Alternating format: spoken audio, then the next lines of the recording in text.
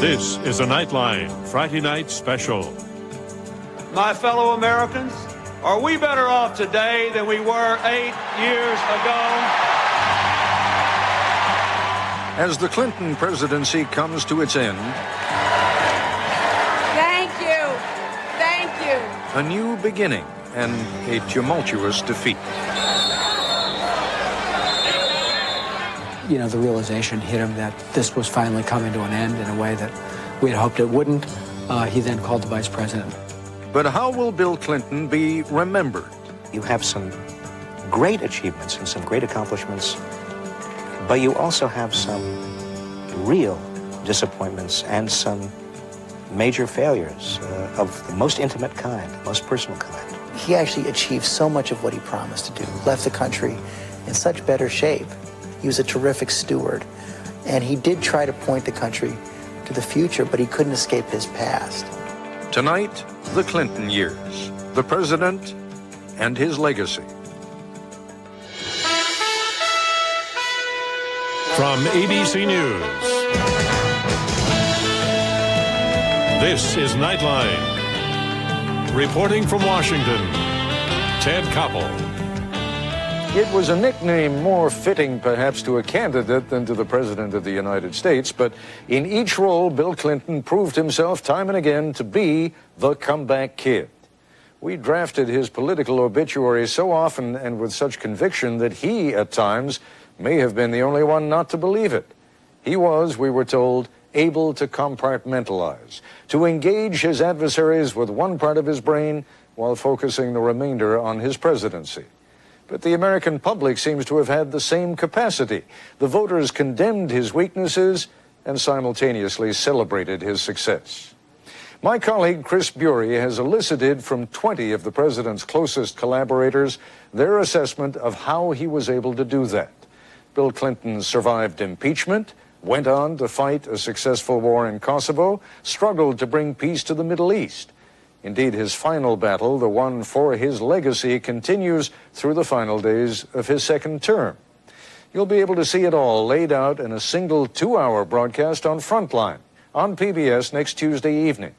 In both broadcasts, it is a mixed report, focusing on what was, tinged with a bittersweet speculation of what might have been. The one thing you learn when you were there is there's no such thing as breathing room. There doesn't seem to be a time in the modern president's life where things are calm. There's always something going on around the world. We quickly shifted from one serious matter to, an unfolding crisis in Kosovo. Good afternoon.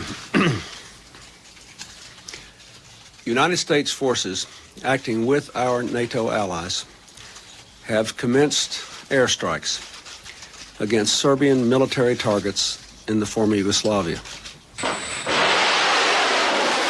Slobodan Milosevic had plagued Bill Clinton from the beginning of his administration. Now the president had finally pulled together the full might of NATO air power to use against him. The president made a fundamental decision that the United States and that NATO could not stand by in the last year of the 20th century, the bloodiest century in the history, and see that century end with the vindication of ethnic cleansing and with a wider war in Europe. And so he made a decision that we had to act. I have never seen to date and since the president with such a determined look in his eyes. He was certain that he was doing the right thing, and he was certain that what we were doing as far as relying on air power would work. And that was in the face of a lot of people who doubted it. The bombing campaign came under increasing criticism as targets were missed. Streams of refugees continued to pour out of Kosovo, and Milosevic did not back down. Do you think the American people understand the war, Mr. President? Support for the war seems to be declining, according to national polls. I think they are probably frustrated that it's not already over. But I said in the beginning, we have to be prepared to pay the price of time. Even Bill Clinton's own inner circle wondered if his single-minded commitment to airstrikes without deploying ground troops could finish the job. frankly, I wish that we had left all the options on the table early on as you look back upon it. But I think at the time there was the sense that we had to deal with American public opinion, with the Congress, and generally the approach also with the Europeans. But as we got into June, it became clear that we were facing that moment of truth. And I remember staying up most of the night in my office in the White House, the West Wing, one of the few people there, writing a memo to the president saying that within the next week we would have to decide between a lot of very unpalatable options, including a land of ground invasion involving maybe 100, 150,000 or 200,000 Americans. And I think before actually my memo was typed and sent to the president, Milosevic capitulated. Thank you very much. After 78 days, Milosevic finally backed down, and Clinton, addressing the American troops, would chalk one up for his legacy. Tomorrow's dictators in other places will have to now take a harder look before they try to destroy or expel an entire people simply because of their race or religion. With the war over, the administration's domestic budget battles were also paying off. The stock market was hitting record highs. The American economy was booming. No wonder that the president, mere months after surviving impeachment, seemed to be in a good mood. I am really happy to be here. Happy to be reunited at long last with the White House press corps. At a dinner with Washington reporters, Clinton sealed his reputation as comedian-in-chief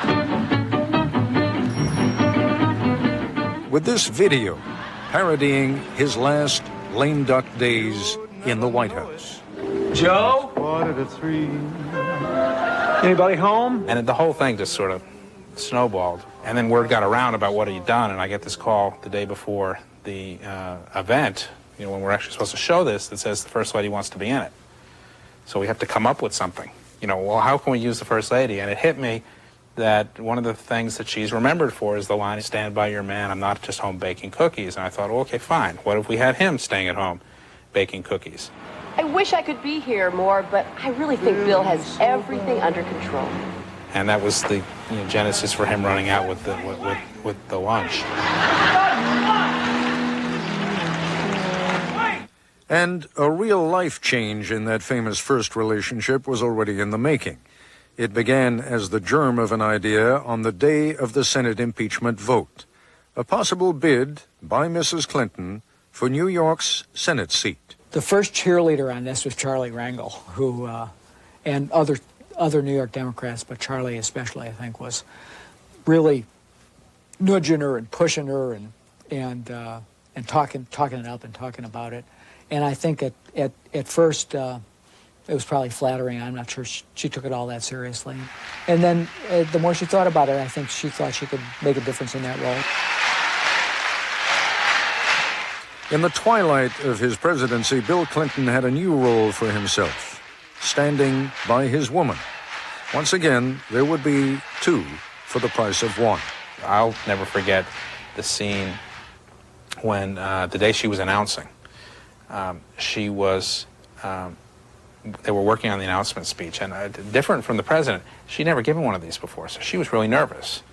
And she had, all of the consultants and speechwriters around, which were making her crazy. So she ended up going upstairs in the house in Chappaqua and out in sort of the garage, a finished garage. The speechwriter set up the computer, and the president was the one who shuttled back and forth because she couldn't deal with the rest of them. He calmed her down and, helped her with going through and making the changes. You could tell, on this particular Saturday afternoon, he was having more fun than he had in a long time. I mean, he loved it.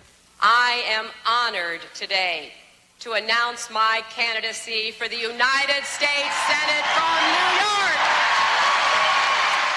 But while his wife welcomed his help, Bill Clinton was struggling with his own graceful exit from the presidential stage. That story when we come back. This is ABC News Nightline, brought to you by Sears.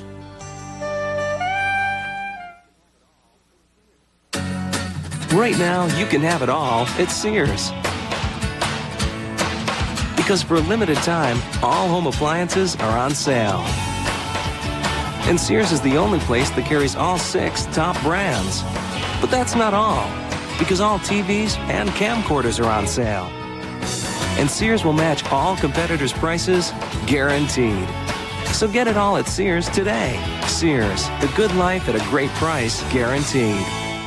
We're Pfizer. We're looking for a cure for your father's Alzheimer's, your sister's heart condition, your best friend's diabetes. We plan to spend $5 billion on research this year and have 12,000 scientists and health experts looking for the cures of the future. Why do we work so hard? Because we have fathers, sisters, and best friends too. Pfizer. Life is our life's work. Sunday, this week shines a light on Bush's most controversial nominees with hot opinions from all sides. The political fireworks explode on This Week Sunday. If you want quality auto service and Goodyear tire value, now's the time at Laverne Tire Center. Cruise in for great deals on Goodyear tires and automotive service. And right now, when you buy a set of 4 selected Goodyear tires, including names like Aquatred, Eagle, and Wrangler, you'll get a $50 credit on your Goodyear card. For the best in tires and service, it's Goodyear. Come see us now at Laverne Tire Center for quality auto service and great tire values. iMasters has the best prices on glasses guaranteed. Right now, you can walk in and get any pair of glasses in the store for free. Just buy 1 pair of glasses and get any second pair of equal or lesser value free. We won't make you choose from brands you've never heard of. Your free pair can be any pair in the store, even thousands of name brands. So hurry in and buy 1, get any second pair free for a short time at iMasters. Also at iMasters, get a complete pair of glasses, frame and lenses for just $99.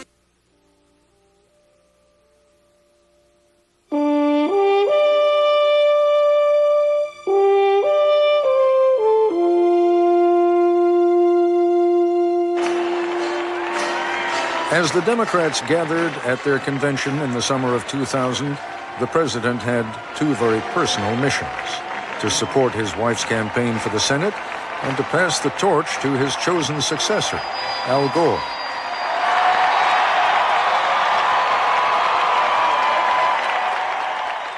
In the end, he couldn't resist the limelight just one more time, making a dramatic entrance to meet the party faithful.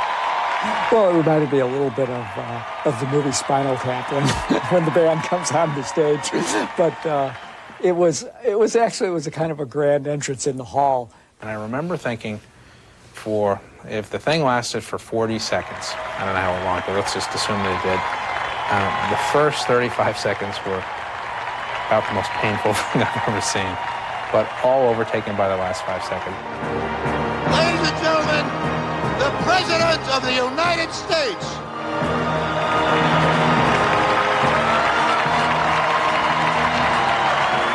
I ask you, let's remember the standard our Republican friends used to have for whether a party should continue in office. My fellow Americans, are we better off today than we were 8 years ago?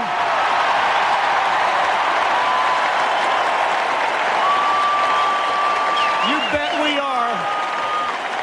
You bet we are. This was Clinton's last major speech as party leader, but he was still hoping to chalk up one more success for his legacy.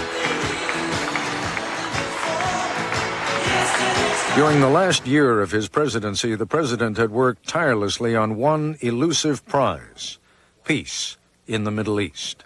There's a lot of people who watched who realized if there was someone who could do it, he could, but I don't think he went in saying, you know, well, all this needs is a little bit of my charm, and we're going to sort this out. From his earliest foreign policy triumph, the Rabin-Arafat handshake in 1993, to the hard-fought plan for peace, known as the Wye River Accord, Clinton had invested as much as any president in the Middle East peace process. He was going to give it one last push at Camp David and talk about the most contentious areas of disagreement: the president spearheaded 2 weeks of intense negotiations. Because the president is a night person, and because both the Chairman Arafat and Prime Minister Barak are night people, the whole schedule kind of got reversed, and you'd actually make an arrangement to have a meeting at midnight or 2 in the morning. And so it was very much working through the night and practically working 24 hours straight. The president was so involved that it's impossible to separate him from any part of this. I don't know anybody who could have done what the president did in those negotiations, where he is able to help bridge differences, help close gaps through a combination of intellectual power, a sympathetic ear, listening to others, respect from and for both sides. But that intellect and sympathy was not enough to reach an agreement. And by the fall, the region had erupted into violence once more. It was a bitter disappointment for the president. I suspect that he would say that he had hoped that we would have ended this administration with a more secure peace in the Middle East than it appears will be the case. Despite that disappointment, the president did enjoy some success in the last days of his presidency, helping his wife get elected to the United States Senate. Thank you. Thank you. Thank you. Thank you so much. I don't think he thinks that was about him. I think he thinks it was about her, and I think he's very proud of the way she ran the race. The president was also keeping an eye on the other race that night. ABC News projects that Al Gore wins the state of Florida in its 25 electoral votes. He said, boy, they're calling that awful early. He said, I can't see that based on the numbers that they're projecting that they could call this race so early, which everybody now looks back on as being awfully prescient. And as the election contest dragged on, the president kept out of the fray. Good evening, everybody. I'll make it quick and simple to beginning. The Supreme Court of the United States has reversed the decision of the Florida Supreme Court. You know, the realization hit him that this was finally coming to an end in a way that we had hoped it wouldn't. He then called the vice president and they talked. Just moments ago, I spoke with George W. Bush and congratulated him on becoming the 43rd president of the United States. As Clinton prepares for his life after the presidency, he has not been able to step out of the shadow of scandal. Although he survived impeachment and was cleared in the Whitewater investigation, it might not be over yet. His feelings about the independent counsel now are totally focused on what's going to happen after he gets out of office. The threat he's facing? Possible indictment for perjury in the Lewinsky matter. I think the president believes that there's a very real possibility that the independent counsel will prosecute, that's what he's moving toward. And it's an odd sort of thing because we've had some discussions, in the late summer, early fall, where, the president has said several times, he's probably going to do this, and you need to prepare people for that. Perhaps we should not be surprised that even though President Clinton leaves office with job approval ratings higher than Ronald Reagan, he cannot escape the consequences of his personal misdeeds. It seems to have been the hallmark of his presidency. The Clinton legacy, a tale of two presidents, when we come back.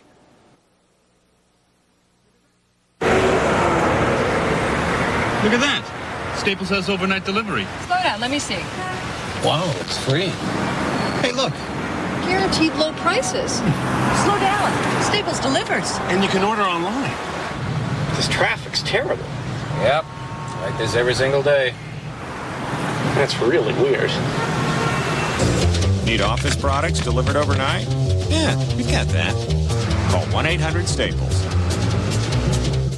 Critics across America are unanimous. This is a setup. You want a war, Jack. 13 Days is one of the best movies of the year. I am the Commander-in-Chief, and I say when we go to war. 13 Days, rated PG-13.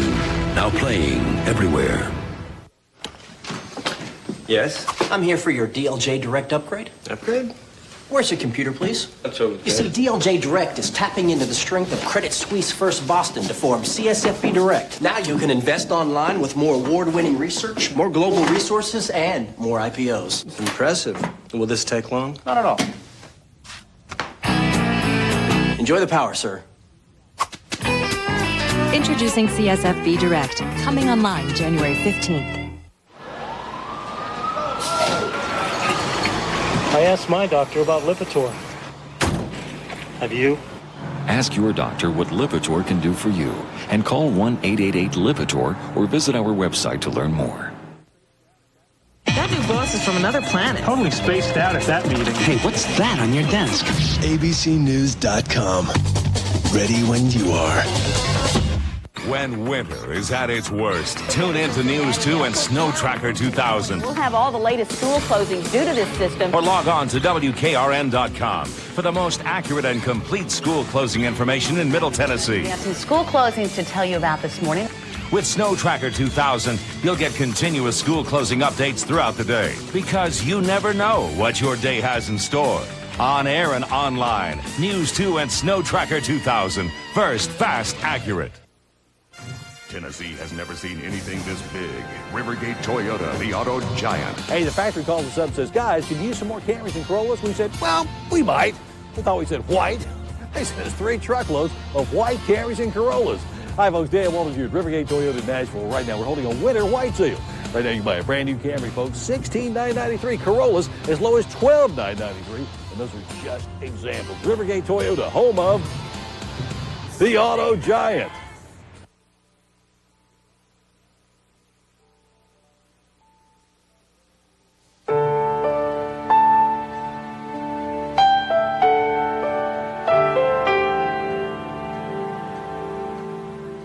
As we approach the end of the Clinton presidency, we ask, how will it be remembered? What sort of legacy is left from those 2 terms of his leadership?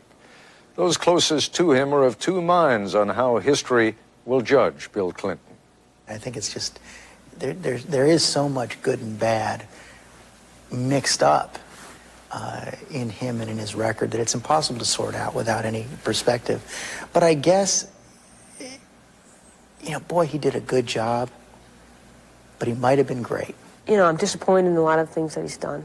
I think he had potential for greatness. I don't think he achieved it. I think he's done a lot of good things for the country. And I have a lot of sadness about how it's all ended up for him, but I have a reservoir of affection for him that I don't really understand. I think history will look at this presidency as probably a tale of 2 presidents. One president extremely bright, capable, compassionate, wanting to do the right thing for the country, wanting to do the right thing for the world, and I think, in fact, providing the strongest economy that not only this nation but the world has ever seen. I think that'll be a central legacy of that presidency. The other presidency will be a tale of someone who made a terrible personal mistake. And that will, I think, the bottom line will be that to some extent created a disappointment for what this presidency could have been for the country and for the world. It has been a remarkable presidency. He had bigger dreams, and they weren't fulfilled. But we got a lot of things done, big things done, that made the lives of Americans, in the context of this economy, much better. Significantly better. They gave more people an opportunity to go to college, to have better education, because he had bigger dreams. On Mondays and Wednesdays and Fridays, I say, thank God Bill Clinton was there, you know, to hold back the right-wing Republican tide, to preserve things that we believed in, to make the right decisions on a lot of very important issues. And then on Tuesdays and Thursdays and Saturdays, I say to myself, what a waste. All that talent and all that ability, and he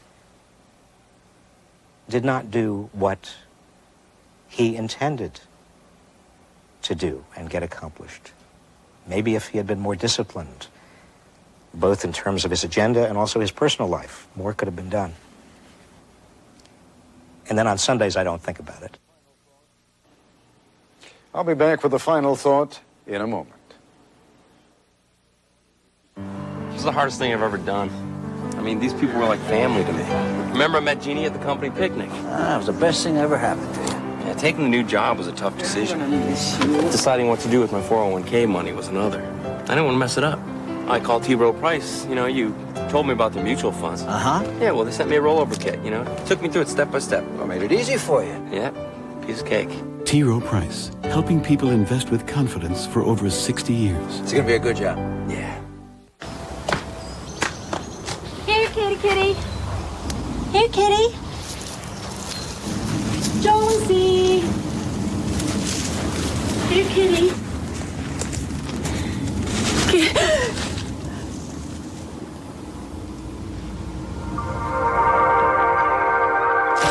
There's fun stuff all around you. You just have to know where to look. The new Go.com, your guide to a better time. Bobby Donald, you're under arrest for the murder of William Hanks. He defends others. I told him to scare Hanks, not kill him. Now, he's the accused. This prosecution is payback. They don't really think Bobby ordered a hit, do they? There's a lynch mob mentality going on. If you get convicted, you get life. They're going after my husband. Why are they doing this? You need to calm down. We're about to have a baby. They're after me. An all-new Practice, ABC Sunday, 10/9 Central. Hi, Donnie Wheeler here at Performance Ford. How big is 42 service bays? Big enough that you don't need an appointment to see one of these master certified technicians. Big enough you can get your oil and filter changed on your lunch hour because we do it in 29 minutes or it's free. Sound expensive? How's $12.95? We proudly display 16 of the most frequently requested services on our maintenance menu board so you know what you spend before we start. No appointment necessary, certified technicians, prices up front.